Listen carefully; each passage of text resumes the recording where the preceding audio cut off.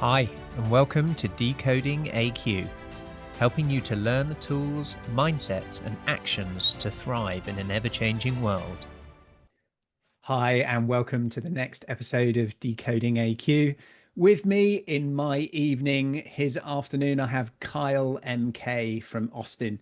He's an executive strategy advisor, keynote speaker, and a best-selling author. In fact, he wrote The Economics of Emotion, How to Build a Business Everyone Will Love. And I say to that, yes, please. It was 6 years ago, but we're going to get into that. He's got over a decade of experience guiding organizations to become more people focused. And in an age of AI and tech and layoffs and all these sorts of things, be more people focused again. Yes, please. Car helps leaders to navigate that thing called future of work that we've spent so much talking about and really elevating emotional intelligence. So we're going to look at the sort of dance between emotional intelligence and adaptability and really looking at the customer experience. So he's currently serving as the talent strategy advisor at Indeed. It's a pleasure to have you on the show. Welcome, Kyle. Thanks for having me, Ross. I'm looking forward to this. So, as I said, the book was 6 years ago since it came out. Mhm. What's been the biggest surprise for you that came as a result of the effort that is producing a book? Uh, Probably the biggest surprise is landing this job that I have at Indeed. It is the most perfect fit of job and like of my expertise, the mission that Indeed believes in, the clients that we talk to, the conversations we have. I could not have designed a better career in a computer. So, but it would not have happened had I not written the book. And so, yeah, it's been a nice little add-on to all the already great conversations that I had surrounding the book. So walk me through that then in terms of what was it that actually led to this role? What part of it was the book? Was it doing it? Was it a keynote? Was it an intro? Was it you applied for the role? They found you? Just walk us through a little bit of that because I think that's a really fascinating, you know, thing you've shared there of I'm in a place where I feel I'm doing my best version of me. So tell us a little bit more about that, Carl. Yeah, it actually starts before the book. So right out of high school, I started working for Apple at the Apple Store, as one does. And within 5 years, I became obsessed with how people view cult brands like Apple and Southwest Airlines and Disney. And because I knew how the sausage was made at Apple, I was a trainer of retail employees, and then I became the youngest project coordinator there, where we helped develop a brand new call center. And because I had all those experiences, I now wanted to see what it was like at Ritz-Carlton and Southwest and Disney and Starbucks and all these other brands that everybody loved. Meanwhile, while I was going down that journey trying to uncover kind of the recipe of loyalty, a colleague of mine from Apple, he went to LinkedIn for a little bit, and then he ended up here at Indeed. And after I wrote my book, we reconnected, which would have been 10 years later. And he said, I think I have the perfect job for you. And he referred me and introduced me to the hiring manager. And after a very, very long hiring process, because there was a hiring freeze in there, COVID had hit, and the resulting hiring freeze, that's how I got here. But indeed, the hiring manager at the time, he kept up with me every single month for the entirety of that hiring freeze to make sure that I was still interested, and that to let me know that they were still interested in me. And so that's kind of where it came out of. But it's a good friend of mine to keep me in mind. It's interesting, isn't it, how we connect things when we look back, right? As we're doing it, we're just trying to lay the next track on the train run, right? And it's hard to often see what can come. We try vision boards, we try to build out, oh, what does it ideally look like? And I'm going to pose an opportunity for us to create a vision in a minute. But before I do that, That's what got you there. What's kept you there in terms of, you mentioned, and it came through very much in your energy of, you're so aligned, you couldn't create a better, job description, role, career than what it is. What do you actually do? What is a talent strategy advisor, and why specifically at Indeed? What is it that's about it? And interestingly, I do want to bring up yesterday's podcast guest mentioned Indeed. And so I'm going to call out a couple of things that he shared as well. So yeah, what is it specifically about that that makes you feel it's so aligned to you? And what is it that you actually do? Yeah. So, first question first. When I started writing the book, I was just a 27-year-old kid. It published when I was 29. And at the time, I just had this, I have this gift of pattern recognition, if you will. And so by shadowing and studying all of these different brands, I had noticed this like common theme that it really didn't matter how they did business as long as it centered around human emotion. And that is how they gained all of these loyalties. What Indeed has been able to do is add the data side of things and truly add numbers to these theories that I had. And Indeed happens to be the owner of the world's largest study of work well-being. So our partners out of Oxford have proven that how someone feels about a brand directly impacts their performance over the next year. And so we can predict how well a company is going to perform on like from a bottom line standpoint by looking at how like the surveys of how people self-review of what they feel. And so, yeah, that's how Indeed has kind of kept me here, is giving me full access to the world's largest data set of well-being, as well as just labor market data globally. We have more labor market data than every government on the planet. So it gives us a really cool crystal ball and gets me to really understand kind of what's going on in the market. And then my job is to take all that information and I'm kind of like this defunct like future of work philosopher where I take the current trends and I obviously look at the historical figures, but then we project it into the future and say, what do we think is going to be popular? What types of advice should we be giving employers now so that they can skate to where the puck is going? So a lot of my job is having one-on-one strategy conversations with executives from every type of business, of every size and every industry, and then obviously speaking at conferences like Unleash, and then on TV quite a bit, or talking to publications about our latest findings and our latest research and where we think things are going. So as you can imagine, quite a bit of stuff is going on right now. You live in the world of adaptability, Yeah, very much a theme that I talk about quite a bit. very much so. And one of the phrases a few years back that somebody said to me about the future is, we've shifted from this model of prediction to preparation. And so where we're entering, it's, you know, unexplainable. We're on this exponential curve, how much we can really vision out what historically would do, yeah, 3 year, 5 year plans, and it would be a slight copy and paste with a few tweaks from before. That's totally, shifting at this pace. So with all of that data and the challenge of what's noise, what's signal, and what will actually be relevant for tomorrow, if we were going to create a vision where the future Kyle, let's say at the end of the year, end of 2025, we're having a conversation and you say, that was the best year ever.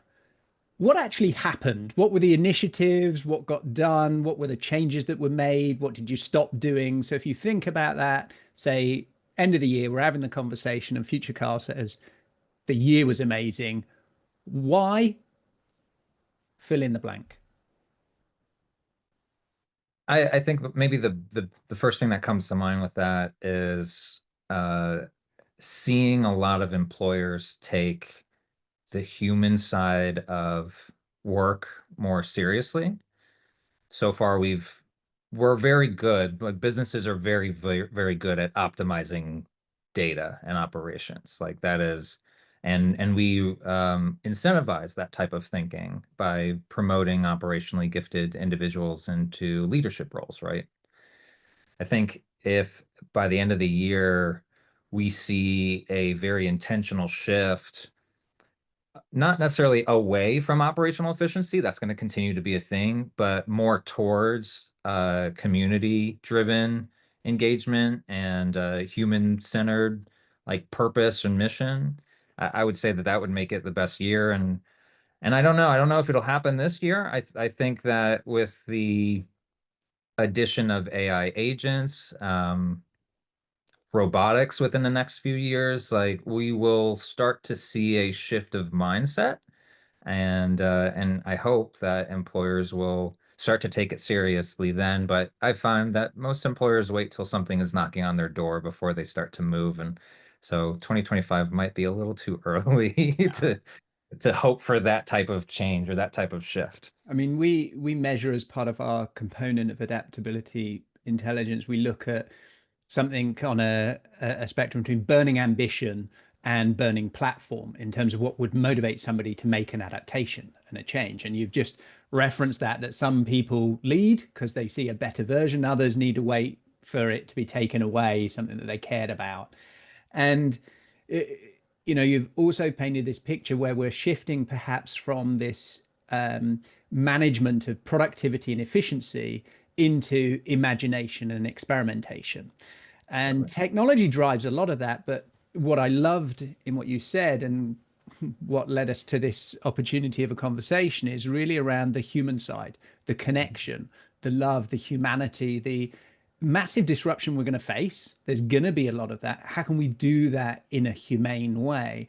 So what might we do, the decisions that we can make now and the opportunities you're seeing to give us a fighting chance of that happening, even if the timescale is maybe not end of year, but it moves to continually and perpetually move us towards that human center, human connection, love and joy in the world rather than task robots. Probably the biggest thing, at least a crusade that I've been on since been given the opportunity to speak to so many executives and employers, is remind them why they got into the work that they do. One of my favorite questions that I ask is, what did you want to be when you were 8 years old?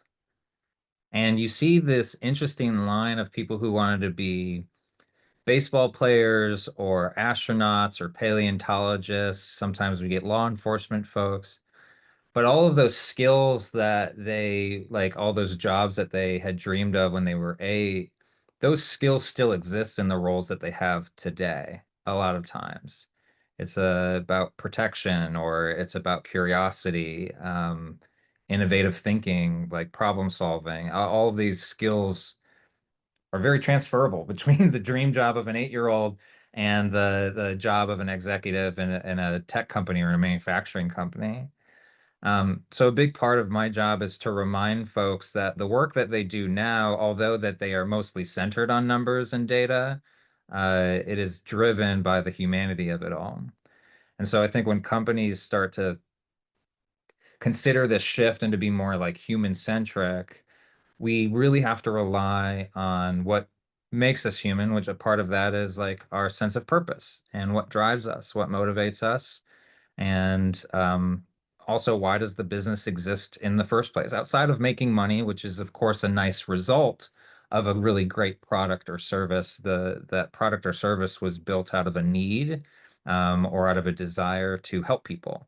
And really reconnecting folks to that main mission kind of opens up their eyes. I've seen it in real time where they opens up their eyes to see new ideas and futures for their business, into where they aren't squeezing their employees for everything that they're worth, but rather like cultivating an environment that allows that, like that unlocks human potential, that removes the friction between people and their best work.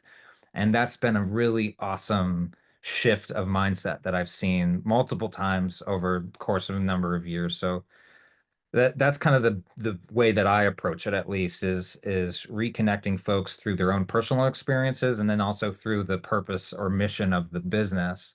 and identifying what is the core human trait here that we can latch onto as our grounding or as our ground, and how do we center every bit of operations around this, from the language in a job ad to how we say goodbye to individuals who are choosing to leave the company, like everything in between there.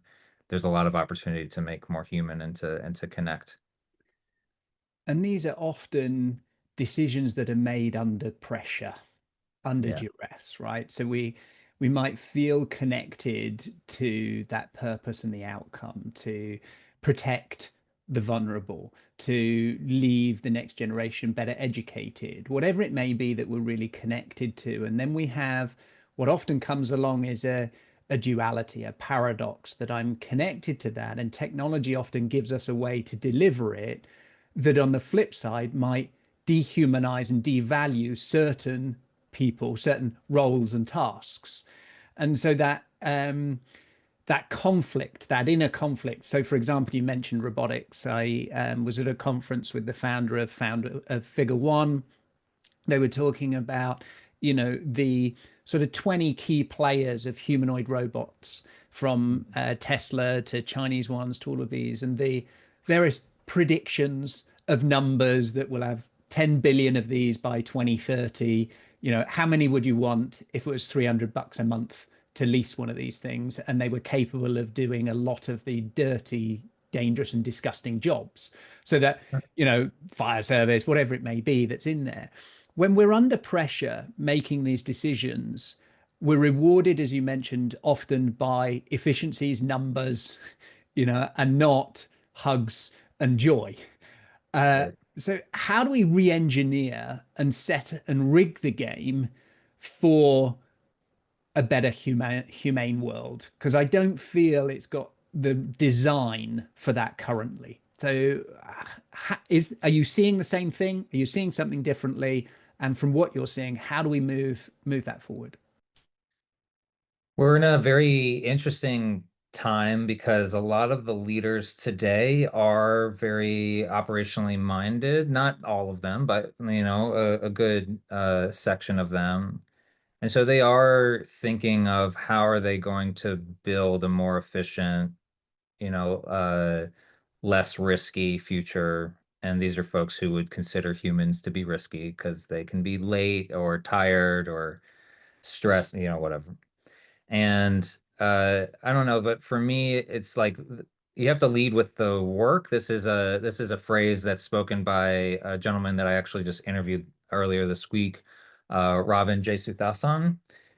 He's a thought leader, speaks at World Economic Forum quite a bit. And he always says, lead with the work, not with the tech. And if we think about the work that we're trying to accomplish, let's say if you're building furniture, obviously you want that furniture to be high quality and comfortable and easy to like accessible for folks from a price standpoint. So in that case, you might think like creating an entirely automated manufacturing plant would make sense. I say like that is partly true, but humans are the ones using the furniture, and humans are the ones that are looking at the furniture. It is a human-based product. So even if you may not have an individual stapling a chair over and over again and getting all sorts of hand pain throughout the day, maybe we provide them with an opportunity to uh, find places for this furniture to enrich the lives of other human beings. So if we can make it more accessible, okay, instead of building chairs, now I want you to start building communities using our furniture. So let's go talk to libraries. Let's go talk to other like nonprofit organizations who wouldn't normally be able to use our stuff with high prices. And now that we have these cost saving measures, how do we get our product in front of as many people as possible so it becomes their favorite place to sit and connect with one another? So it is a completely different dynamic for these individuals. And you talk about this a lot, is like some folks are going to have entirely new jobs Yeah. within the next few years. And all these skills that they've been developing, they may seem like they aren't necessarily relevant to the future or their future, but every single one of them sticks, and they go with them, and just kind of reframing why they're there and why it's important to have a human behind some of those texts, I think is super important. It's giving yourself permission to find an uncommon, through line to a destination you didn't perhaps imagine for yourself. A lot of us work to a mastery. We go, we get educated, we pick a particular discipline, and we work up the ladder, and we're given more and more responsibility. But it's still, in a lot of terms, the same environment, the same field, the same game. We're now looking at an opportunity where we're trying to reimagine. You talked there an example of a factory worker to a community builder. And these transitions for many, whilst the skills might be a through line, what we've often seen is the barriers, the mindset of an inability to imagine myself, the potential of that person, or for others to recognize that opportunity because the squiggly career didn't look like that, of those things. So I'm curious in terms of who's doing this work, which departments, which budgets, and how is it getting a business case to help that transition through? Who's doing this work? The first company that comes to mind, you may not have ever heard of. Have you ever heard of the grocery store HEB? I haven't, but I forgot to compliment you on Ravin's pronunciation because I had him on the show, and Oh Jason yeah, Charlton. I really struggled with his pronouncing his name, but an awesome guest. Sorry, I haven't heard of the that's grocery okay. store. He's incredible. Yeah, really cool guest. So HEB is a regional grocery store here in Texas. Anybody that's ever lived in Texas or been to Texas or has, looked up employers, they know of HEB. HEB is one of the most human-centric companies I've ever had the pleasure of working with, working for. My dad worked for them for 20 years. They have never strayed away from the community piece, even though they have come up with new technologies to make their operations run smoother. And they've purchased or they've purchased a company to make things more convenient for their customers through delivery, but they've never really lost sight of that core mission. And so they're the first ones that come to mind. Trying to think of some others that have shown a lot of growth, because I really like the companies that have identified change is coming, and or rather it's already here, and that they are not necessarily waiting for data to make a move. So I think it was like Spotify had said like we're never gonna return to office. We have offices, but we're gonna treat our folks like adults. Like that's something that came out of COVID. Um, Shopify is also saying that they want everybody to be like have reflexive AI, Yeah. and instead of just saying it, they're actually providing their employees with all of the time and the tools and the resources in order to build this brand new muscle. So those are the types of traits that I really love seeing in employers nowadays, are the ones that are saying like, oh, instead of telling our employees what to do, let's actually build an environment where they feel empowered to do these things, and that they are obviously enabled to do them by giving them the extra time. Um, so yeah, that's a piece. But then you've got other companies that are going the opposite way, and that they are laying a bunch of folks off, maybe because they overhired in 2022, or maybe because they've already started to implement some of this new technology, but they're not thinking about how to be creative and utilizing all of this institutional knowledge to the benefit of the future of the business. They're just saying, let's just cut off this arm of the business, or this finger, and we could survive with four fingers, right? And so that's been something that I think we will also see, are these uncreative companies that are totally fine with letting go of this wonderful talent that knows the business, that loves the mission or believes in it, but they're not creative enough to think, how can we reutilize this talent in ways that serve our mission in new and like innovative ways outside of the role that they might have done in the past. And that's a huge challenge that many are facing, right? The employee mobility inside. Yeah. As previously, that might have been over a longer period of time in which to find the new home, the new skills, the reskilling that's required, the speed that is now um, economically viable is very challenging for organizations to be able to deploy initiatives and programs to do that unless they're playing a long-term game, right? Like you said. And I'm curious where we've spoken to loads of people who get it, right? Get what the vibe that we're talking about. Human-centered stuff, love doing that. Even when it comes to technology, it's never really a technology issue. AI or this isn't working, the adoption's not up there yet. It's always a human. It's a human issue, right? It's why AQ before AI, right? It's adaptability before into whatever the technology is that we're still, we're speaking to senior CHROs in big organizations that get it, understand this, but they've still got to get budget and sign off from the CEO, from CFO on these sorts of things, which are less understandable or tangible to the business outcome of finance and money and growth. And so, how have you seen that? And are you seeing it to overcome that barrier of we want more love, we want more connection, we can see more value in this human side of it, but where's the budget for that? Yeah. Where This does is it my come from? And I think that's one of the biggest frustrations we're seeing in the HR world. They get it, but their hands are tied, they're restricted, and they're often under such pressure to deal with too many things that some of the decisions they're making is causing them internal conflict as well. So this is my favorite question because this was the piece that I was missing. Although I had an inkling, because all these companies that I had studied, they treated their employees well. Their employees loved working there, and they just happened to be at the top of their respective industries. Like that's not a coincidence. And I don't think it's the question was like causation, right, or correlation.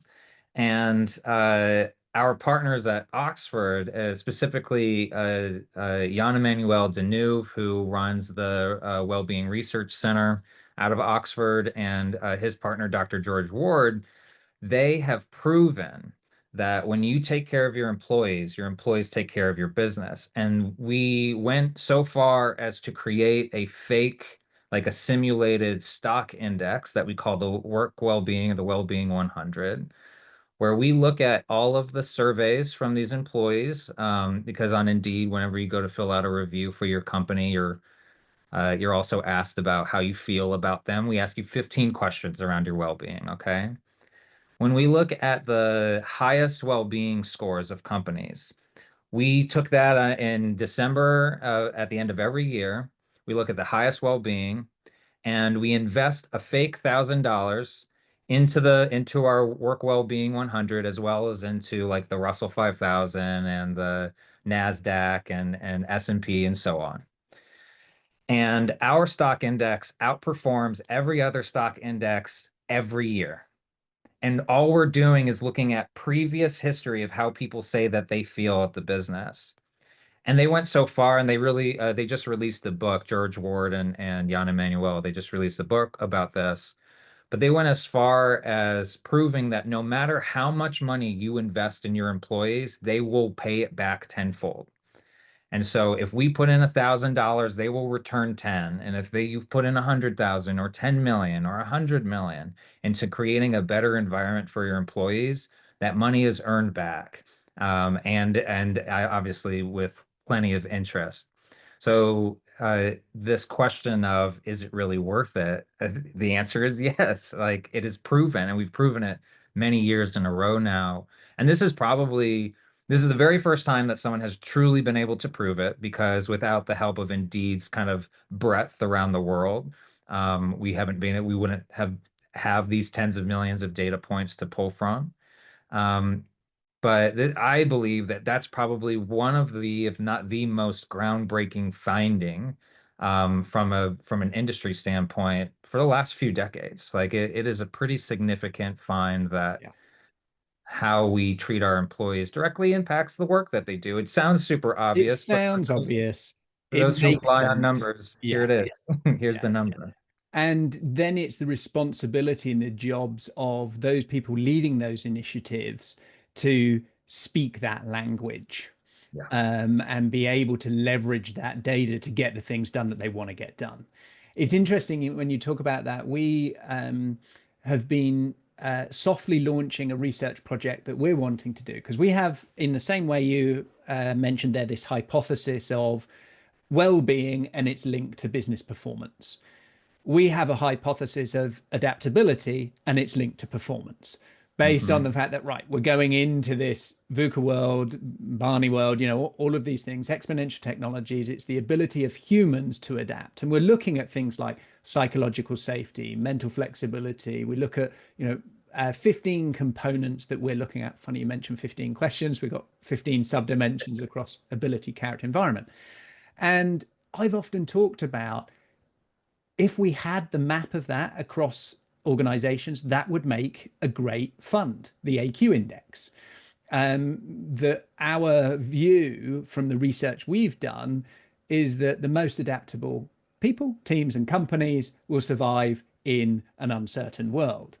So I'd be fascinated to see how might we be able to scale up that research project, right? We've put in some funding to be able to say, okay, our AQ assessment, we can gift out $1 million worth, 10,000 of these things to get into the hands of people so that we can then do some data and research about it. So maybe there's an opportunity with the reach and things that you have to look at that study where we're combining with a couple of universities around that project, because it's the balance, isn't it, between data driving it, stories then from that data to drive it, and then the emotional impact of, oh, I make the decision around those kind of things.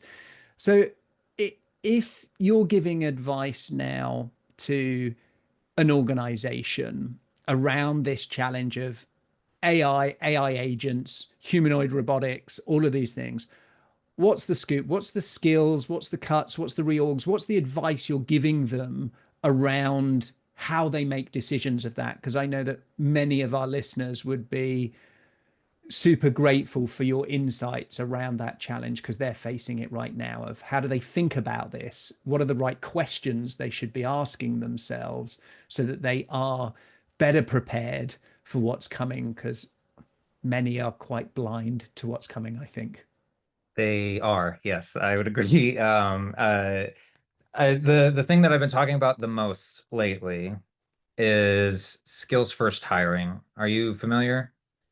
100%. I just had Gary Bowles in for the second time round from SU, good friend of mine, who, yeah, skills first hiring, skills transformation. We've had lots of people about it, write about it. We're on it. Tell us more. Yeah, I would expect nothing less. So obviously, skills first hiring is not the right name because it doesn't just talk about it doesn't encompass just hiring. It is a full ecosystem, and it's a total restructuring of talent strategy and talent management. Skills first is probably the most operationalized version of humanizing a business because it speaks to being open-minded about people's backgrounds and what they bring to the table. It encourages employers to really think, to do what Robin says, is lead with the work. So what are the outcomes that we're looking for? And my favorite phrase has become like, your next hire should not look like your last, and it won't look like your last. It's because whoever we hire next, maybe we want them to improve team morale, and we don't necessarily care as much about their productivity as we do about the team morale. Maybe we are hiring for innovation, so we want to look at folks who think differently than others. That means that they're going to have a different career than others. I fall in that boat. A very, very different career than the folks that I'm lucky to work with. Um, so that comes to that really like kind of shakes the ground and uncovers these things that employers haven't really thought about in an intentional way, probably in a very long time, if not ever. And so that's been the biggest kind of bullhorn that I've been using lately, is walking folks through what a skills first ecosystem looks like, what it takes at each step of the talent journey from before someone searches for a job to after they exit the company, and identifying what you need internally from a training standpoint to really like help this along. And probably not a surprise, but emotional intelligence training for people leaders is like the biggest thing that is missing. So yeah, like I would say is my short, medium answer Yeah. to like how to operationalize a more human-centric Yeah. future. Is to use that kind of playbook and framework from having a taxonomy or an ontology around it to mapping where you currently are to Yep. then, reimagining uh, roles in new ways, right? That we have skills, we have tasks, and we have a job to be done, an outcome. And that might not go under the old title, and the title is kind of a funky way of, envisaging a unicorn that never exists in a job description, to imagining, well, what are the skills? We can figure out some of the tasks right now, but they're going to shift and change. And the outcomes, some of those will be reimagined too, Right. of those things as we adapt and learn along the way.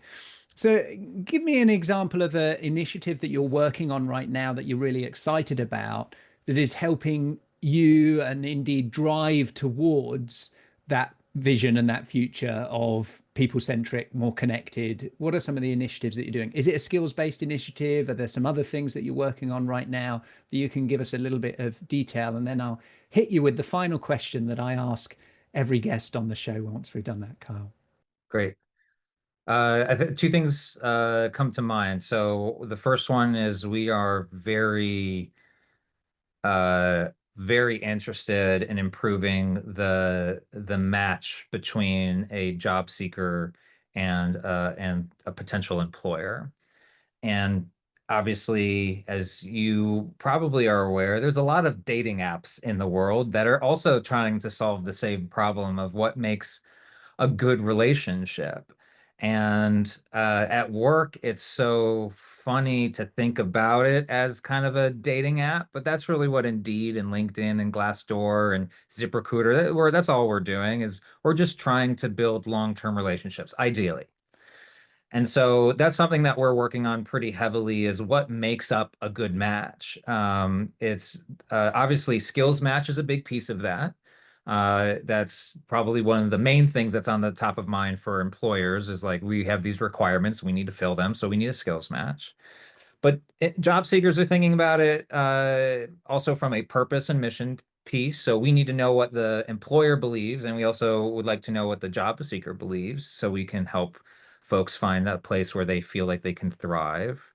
Management styles is a big piece of that. Like, I know what type of manager I work best under and what types I don't work best under. I'm sure all of us have stories and ideas. So, okay, so that's one, is matching. How do we make matching as human as possible, so that way folks can find some of the best work of their lives through us? And then the other piece, and the one that I've been thinking a lot more about, which is kind of a little bit of what I just talked about, is the culture map of how does an employer sell itself, and how does it describe its culture? And Ross, I've I've had this amazing opportunity to speak to hundreds of huge and medium-sized companies and executives from all around. Maybe 3% of those folks know how to describe what it's like to work at their business. They'll say, "Oh, it's fun, and we've got a great like collaborative atmosphere." And I was like, "Yeah, you could say that about Yeah. every single environment, Yeah. and it would be true." Um, It's like what going into a grocery store and a SKU saying, "I've got a price sticker." You know, Yeah, or oh it's like yeah, we sell well food. done.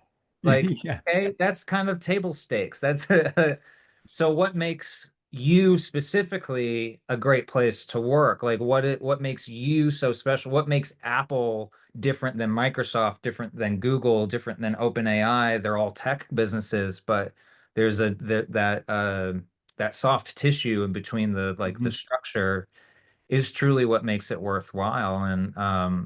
And so helping them find the language to really present themselves well, so that job seekers, so it's easier for job seekers to find that good match.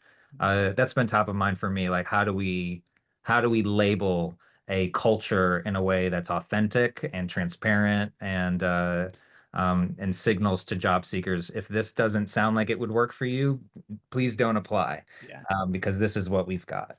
It's a filter, right? It's linked to that matching is the story, the articulation. And Much. in fact, in the recording I did yesterday, we were talking about Palmer Luckey and his campaign for Underall that said, "Don't come and work for us." Basically, everywhere. It's going to be hard. It's, long hours. It's all of these things. Whatever you are, how do you articulate what that is? As much to repel wrong fit as it is to attract right fit for those things. And I think the challenge is, as we transition from a pre-designed, pre-expected list of tasks and responsibilities and hire for that, that within 3 months or 6 months, what we expect them to do is going to be entirely different. And what we want them to do is going to be entirely differently. So, things like learning agility, we measure unlearning, some of these things are as important as, oh, I've been there and done it before. We've had, what's your experience? Oh, well, that predicts you might be good doing it again. Well, if the entire environment's shifting, how we do it, what we do is shifting, then the value of experience might actually be a devalue in some future roles, right? Of that ability to experiment, to be naive, to ask silly questions, to come up with, the solutions to problems we don't know that exist just yet. I find it such an exciting time to be alive, and I'm sure everybody would say that based on their mindset, right? The mindset is Yeah. just the time that you are. So the question that I ask is around curiosity.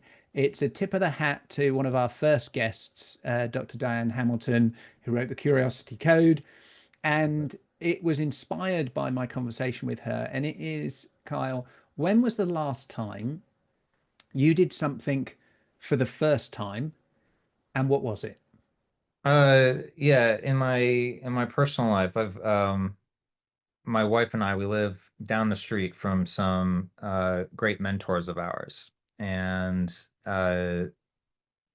this gentleman, his name is Alan, he speaks about community in a way that, like, he's just kind of he's the local Fred Rogers, right? And so the way that he talks about storytelling, and that's the world that he lives in, he's in theater, and the way that he speaks about storytelling and community is wonderful. And so one of the things that I'm always trying to do is how to take his teachings and apply it to work, apply it obviously in my own life and with my family and friends. So something that I have been curious about is it possible to uh, very similar to, like, when you go to the theater, you've got this gigantic auditorium of individuals from all different walks of life, but they're all sharing in this story and all of this experience. They're laughing, they're clapping at the same time. They now have something in common afterwards. And then, not to mention the people on stage, they're going through their own experience. How do you replicate that lovely feeling at work in a way that's authentic and not forced? And so that's been a big mindset shift for me, and just how I present and how I speak. So it's a little bit of self-discovery. It's also a little bit of experimentation with these different types of presentations that I do at executive briefings or at conferences, just to really disrupt people's understanding of what these types of conversations can be, because it really comes down to the point of uh, humans are always going to human. That's something that we can always rely on. And that means that we are emotionally driven. And if we truly stop to understand those emotions and what it takes to enrich someone's life, then we are more fulfilled in doing the work and enriching those lives, I think. So, yeah, that's a long answer. Sorry. No, it's beautiful. And it made brain spin in lots of different directions. And I'm going to share a couple of quick bits of it. I was joining some, I don't know whether they actually joined together, but some dots in my head of years ago, I saw this story about a theatre where um, essentially the price or the bill or something was linked to whether you actually laugh or smile. So they were come along. They had the tech and the bits that would look at you, and if you smiled, you'd have to pay, let's say a penny per smile, a laugh, 5p a laugh, etc. From this, so we'll guarantee you the outcome of those things, rather than saying, yes, we're going to be funny, it's going to do this. Is well, if it doesn't land with you, you don't laugh, you don't pay, right? And it was just that interesting concept. So almost like the next layer of pay if you liked it at restaurants and things like that. We got this tech in. And what it made me think of with all of this tech that we got, Oura Ring, sleep, if we're wanting to build wellness, if we're wanting to get to coherence, lower cortisol, if we're wanting to have, different physical states, emotional states, mental states that are the upstream precursors to great problem solving, great connections, great solutions, could we connect up that the next presentation that Kyle does, they're wired up to, I made them all feel love or joy or these sorts of things. And that's what gets the sign off or the applause or those sorts of things. So it was just a random thoughts I was having about where might we take this to really push ourselves in what are we responding to of things, and making that more visible, right? Because a lot of this is secret, invisible, and unseen, other than in a survey. What might be the next level of that? Just curious of your reflection on my random thought there before Oh we no, close this in. yeah, it's very interesting. I always I love I love when we start thinking about how do we quantify this like a feeling, Yeah, because like I wonder why we're always drawn to wanting to quantify everything. It's for us to make it more efficient, for us to yeah, understand yeah, probably. yeah. Um Maybe to live it. If I've, the frequency and resonance of gratitude, and that helps us live healthy, less disease, all of those sorts of things. And whilst I might journal, what was it? Was it this person? Or when I'm ever in their energy, in their space, they uplift me. Or when I walk in nature, we do those things, and we're trying to figure out along the way. Many just walk through life as zombies, right? Not really aware, not really present. They're just repeating and not figuring out. I've always been somebody who's been curious to, how do we decode this? How do we find this out? In order, like you say, to understand and yeah. to reduce what we don't want, dark, dark rooms, sharp objects, those sorts of things, and increase what we do want, right? Yeah, I always think of like the emotional nutrition plan is that we Mm. always think that we only want happiness, but that's like only eating pizza all day every day. You don't get another choice. And I am the biggest pizza fan. A pizza place catered to our wedding. It's so like that sounds like a dream to be happy all the time, but the emotional nutrition plan says no, we want to feel frustration, because then we like anger tells us when we feel like we're being treated unfairly or if we're being blocked from something that we desire. Sadness is a opportunity for us to connect with one another because it's our response to loss.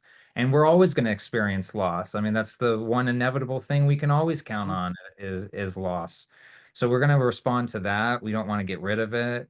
It helps us appreciate the present more. So like all of these, same with disgust, same with fear, Yeah. they're there to save us from a It's perceived Disney threat. Pixar Inside Out, It's isn't it? exactly that. It's It's exactly same that. psychologist that I Yeah. subscribe to, Dr. Paul Ekman. And yeah, that is so when we think about quantifying, I would want to quantify it from the standpoint of yeah, understanding, but I don't want to use it to try to predict or try to manipulate in a way that says like all of our customers are happy 100% of the time. It's like, oh, well, then that means that there's some manipulation happening and you're not allowing them to be upset. And you've created this operation that doesn't allow them to be upset, which means that you will never grow, they will never understand what really matters to them. So we want to there's a spectrum here that we There's a want to. spectrum. The opportunities in the friction. The opportunity is in those tension points that lead us to, you know, good and bad decisions in the moment, and hopefully healthy habits for ourselves and others around us that we care, Yeah. right? That same emotion that is felt could trigger the creation of the most impactful NGO or, effort, or it could end in suicide. Now, that emotion's, inert. We give it the action and the meaning around it. And I think that dealing with those extremes where it leads to addictions, bad addictions, whether that's drugs, alcohol, or workaholism, lots of different things that are unhealthy habits. It's not the emotion itself, it's our response and reaction to it. And I think this is where emotional intelligence, where adaptability intelligence, when we experience these things, how are we reimagining and responding in an effective way of those things? So this has been absolutely awesome. I'm excited to see where we might take things in collaboration, maybe off live in terms of our research study. That would be an awesome thing to explore. But I'm really grateful for your time today, Kyle. It's always a highlight for me is to hang out with awesome thinkers like yourself who are willing to share, willing to give their opinion and listen along the way. So thank you, Kyle. Thank you very much for the invite, Ross. This has been awesome. Do you have the level of adaptability to survive and thrive the rapid changes ahead? Has your resilience got more comeback than a yo-yo? Do you have the ability to unlearn in order to reskill, upskill and break through? Find out today and uncover your adaptability profile and score, your AQ. Visit AQai.io to gain your personalized report across 15 scientifically validated dimensions of adaptability. AQai, transforming the way people, teams and organizations navigate change. Thank you for listening to this episode of Decoding AQ. Please make sure you subscribe on your favorite podcast directory, and we'd love to hear your feedback. Please do leave a review and be sure to tune in next time for more insights from our amazing guests.